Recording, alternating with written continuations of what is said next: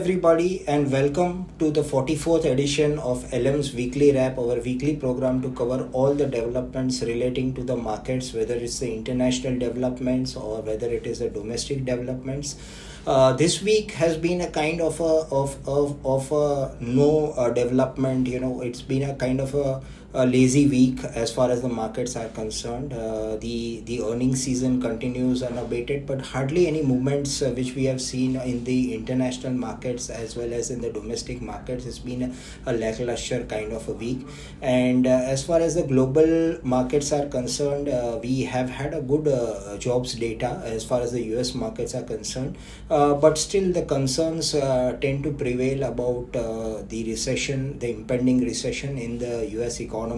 We've seen correction in crude oil prices as well. And as far as the domestic markets are concerned, the earnings season continues in full flow. And we've had quite a few meaningful results which have been announced by the companies, a lot of commentaries which have been announced by the companies. And on expected lines, I think we've seen the sectors which were expected to perform quite well. That is the automotive and the banking sectors. They have performed quite well in line with the market expectations. The FIIs have been quite bullish on the domestic markets. They've been net buyers in the last 10 sessions and very strong buying by the FIIs, which has given a good support to the markets. And I think the appreciating rupee is also aiding the FII sentiment with respect to the markets. Going forward, I think the assembly elections in Karnataka, they will be an important trigger for the markets. The results are expected tomorrow, and of course markets will try to give a reaction on Monday. And an adverse result with respect to BJP is likely to have a little bit impact on the markets. That's what is the initial impression at this point of time. Starting off with a different sector-wise breakup of the quarterly results. First of all, we start off with the auto sector. I think the auto sector has done exceptionally well. We had indicated last week that the FADA, which is the Federation of Automobile Dealers Association, they have had a very cautious stance as far as the month of May is concerned with respect to passenger vehicles and two-wheelers. However, the results, which are of course a reflection of the historical developments, have been quite strong. And if one were to see the breakup of the results, we've seen very strong results coming in from Maruti, from the likes of Bajaj Auto, Hero MotoCorp, TVS Motors. Yesterday we had Asher Motors, which has declared a very strong set of numbers. And Tata Motors, whose results are expected today, are also expected to post a good set of numbers with respect to JLR as well as the domestic markets. So I think the most of the stocks which we have discussed now being the top gainers of this week, whether it is Maruti, whether it is Tata Motors, or whether it is Eicher Motors. These are the prime gainers of this week. So auto continues to do quite well. After this, we have the auto ancillary space. The auto ancillary space has also been doing quite well. Last week, we had discussed about Mahindra CIE, Sona BLW, Precision Forgings, and now with the possible inclusion of Sona Comstar into the MSCI indexes, augurs well for the stock. The stock is up in trade today, trading close to 565 levels. So we've seen very good appreciation from the time Blackstone sold its stake exited the company at around 415 levels.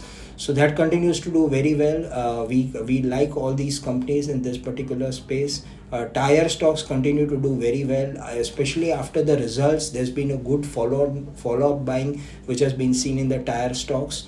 Personally, we believe that it's important to start taking profits as far as the tire stocks are concerned, because the stocks are at record highs at the moment, and it's an opportune time to keep booking profits over there. Next sector which we cover is the banking sector. I think banking has done exceptionally well, and this week the big gainers were the Bajaj twins, Bajaj Finance as well as Bajaj Finserv. Apart from that, the private sector banks continue to do quite well, and they've been giving good support to the markets. PSU banks are a bit of a laggard as far as the performance is concerned, and we've seen very good performance from NBFC stocks. So, as pointed out by us earlier, Cholamandalam has done quite well, L&T Finance Holdings, AB Capital, all these stocks have done exceptionally well. The next sector which we are taking is the capital goods space. Capital goods space, I think ABB and Siemens, very good commentary, very good set of numbers, very good order book, and very good execution.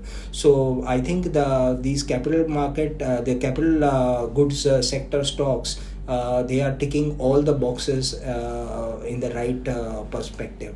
So capital goods space continues to do very well. Yesterday we had the results in infrastructure. We had the results of Larsen and Toubro, and while the Larsen and Toubro, then the order inflows have been very strong for this particular year.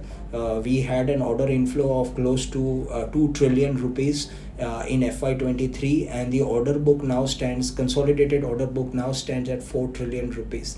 So it's been very, very strong. There has been a slight miss on the margin front, as a result of which the stock has been under a bit of pressure. This stock was one of the main losers of this particular week, but I think the story continues to remain strong as far as L&T is concerned. As far as the main losers of this week were concerned, I think staying with the Larsen and Toubro, Hindalco and Dr. Reddy's, these were the big losers of this week. And the consumption theme continues to remain very, very strong. We've had very good numbers from Titan. We had good numbers from Kansai Nerolac as far as the paint segment is concerned. And yesterday we had very good numbers from Asian Paints. The commentary has also been quite strong. So the raw material pressures are also abating, and the demand is slowly making a comeback. So consumption space is looking quite good. Whereas, as we discussed, metals are looking weak. Global cues not very, very favorable as far as the metals are concerned. Hindalco was a big loser in this week because of poor performance from Novelis, which is its international subsidiary. We are also seeing steel stocks under pressure because the prices of steel have been coming down. Hot rolled coils, the prices have been correcting on a month-on-month basis, on a week-on-week basis. So I think metals under pressure, and secondly we have IT, information technology, which also continues to reel under a bit of pressure. As far as cement space is concerned, we are seeing the cement companies are also struggling with the raw material related pressures, the power and fuel cost being a major pain point for the cement companies.